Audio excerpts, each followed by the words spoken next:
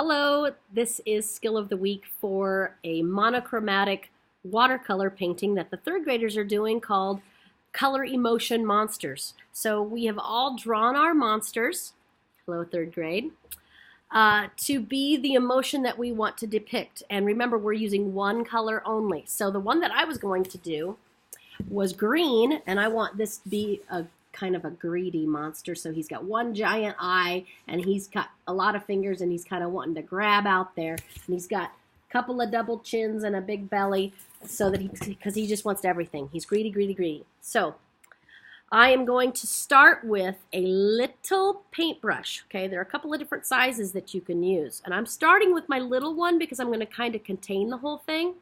You're going to need your water cup, and you're going to choose your color. So I've got my green in there, and I'm going to take my large paintbrush. I'm going to move this over so you can see what I'm doing here, and I'm going to scoop the water into the cup. Okay, so I'm just kind of scooping it and wiping it on the edge. What you're aiming for is a puddle of water. See the puddle in your cup. Now, don't be, scooping it around or sloshing it a lot, because it will dump all over, and you really don't want that. Now, I'm going to put my paint to the left because I'm right-handed, and I'm going to dip in here. I could put it over here, and I guess that way I wouldn't have to reach across, but I want you guys to be able to see it too. So I'm going to go like this, and I'm just going to use my little brush, and I'm going to dip in there right on the edge. See that? I'm not going right in the center. I'm not swishing it around or anything. I'm just kind of dipping it because I just want the paint in the tip of the brush. You can see I've kind of got a bristle sticking out, so I'm going to try and keep that away from my painting. And I'm just going to start by outlining my monster, just so I can kind of contain all of the lines. All of my pencil lines are going to get covered in paint then.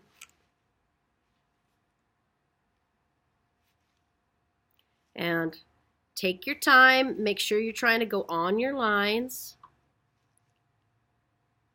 And I'm just using the tip of the brush, not pushing down very hard. If you can see what I'm doing here, see how I'm just using the tip of the brush.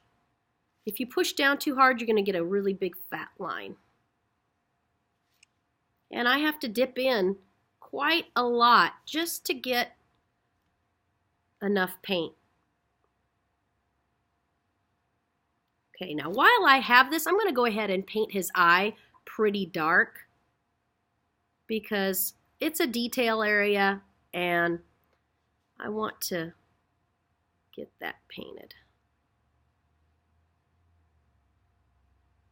Now I'm not going to paint anything else on there yet because I want it to dry before I go paint next to it. Because if you paint everything all at once, you're just going to have one big mess of paint.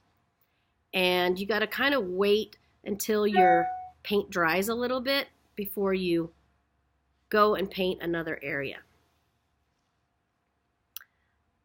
So I'm going to make his lips kind of got some detail in there.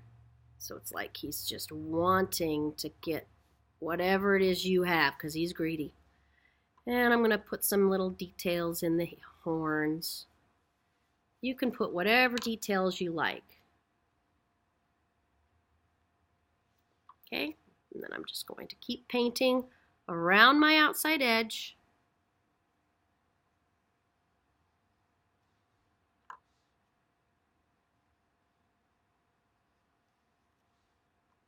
Paint any details that I need to since I've got my big brush there.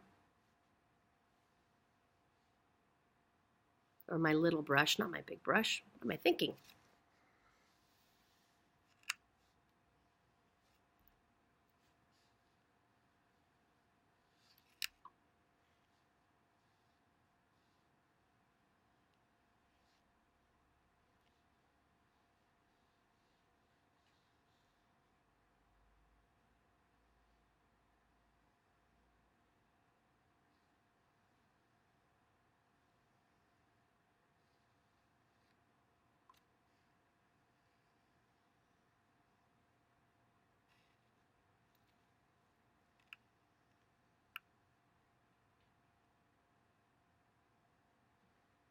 Okay. Get the last few bits of my details. And I do have some veins in his eyes that I want to make sure I do. So little tiny details like that. I'm just going to barely use the tip of my brush.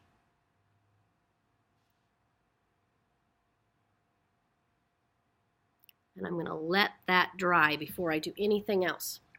So while that's drying, I want to talk to you a little bit about the colors that we talked about. Remember that we talked about yellow being a happy color and orange being an exciting, full of action color. So if you've got your monster that's full of action, you might want to try orange. Yellow is super happy. Remember that purple is like royal. It's kind of uppity because it's full of itself, okay? Although I love purple, it's my favorite color. It can be associated with being kind of snooty. Remember, we talked about that. And blue, remember, can be a sad color. So if you've got a sad monster, you might want to paint him blue. And remember what red is, angry. So make sure if you're doing an angry monster, that you've got red that you're going to do. Okay, so you've got your choices of purple, green, blue, yellow, orange, and I think that's all of our colors. Okay, so I think it's dry enough that I can go back and start adding some things. So what I'm going to do, I'm going to use my big brush. Okay, because remember I used my little brush for all the details, and now I'm going to use my big brush, and I'm going to start to paint just water in there. Okay, so I'm going to use the color that's already on the outside edge, and I'm going to start just painting water in there, because that is going to bring that color into the rest of my monster's body, and I don't even have to grab paint from my water color tub. Now I'm going to go ahead and make these horns kind of dark because I painted a lot of paint there, and so they're making them dark, which is okay. And by the way, I'm just dipping into my water when I need to grab a little bit more color. Now I'm going to go ahead and get some paint, because since I made this horn dark, I'm going to make this horn dark too. And my details are going to disappear, but that's okay. I decided to change my mind. So that's okay. You can change your mind as you use your painting. But one thing you want to make sure you're doing is being consistent. So if I've got light color over here, I probably want to keep it light over here. Okay. I'm just pulling that color out of the outside edge and pulling it down into the body, the head. Okay, I'm not going into the eye yet.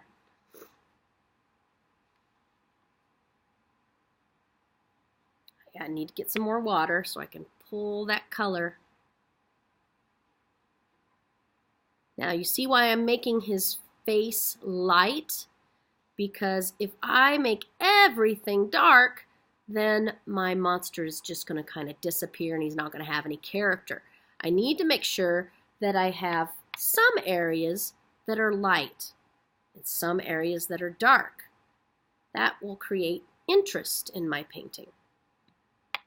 Okay, so I'm just getting water, pulling that color. See how it kind of bleeds out?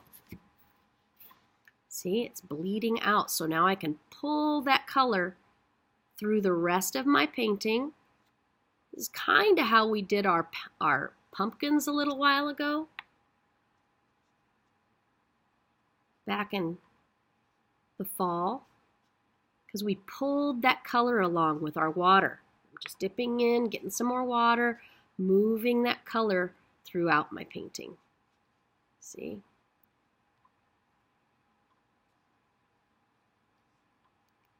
Be careful and stay inside your lines as much as you can.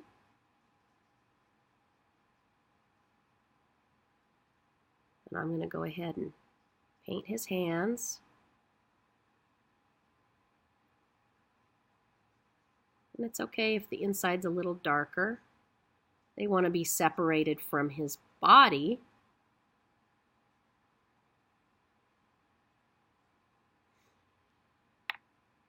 Okay, come back over here.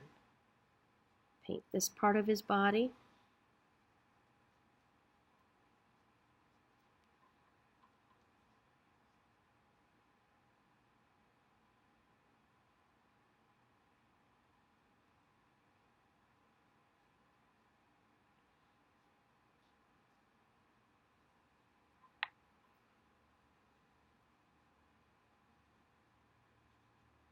See how it's kind of, just going to show you here where it's just kind of pulling away from the color that's already there.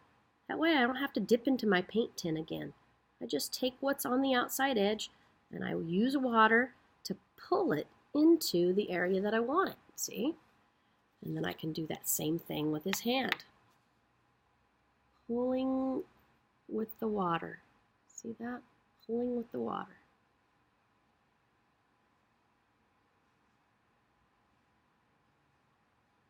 And there you go. Now, I'm going to finish his eye. I'm going to put it right up here so you can see real close. There's a really wet area right there, and there's a really dry area over here. So I'm going to take from this wet area, and I'm going to pull it into here. And I'm going to leave this little area for a highlight in his eye. Okay. And then I got to paint his lid. One thing I didn't put was an eyebrow, but I'm not sure if this guy needs an eyebrow. So I'm going to get a little more water on my brush, paint his lips.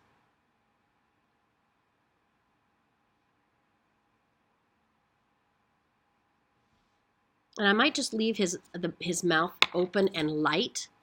Oh, you know what? I didn't blend this area very good. So I'm going to take a little bit of paint from here and just fill in his cheek a little bit. There we go. And my monster's done. Now I don't want to pick him up because he could drip all over the place. But there's my color emotion monster. Okay, he's a greedy little guy.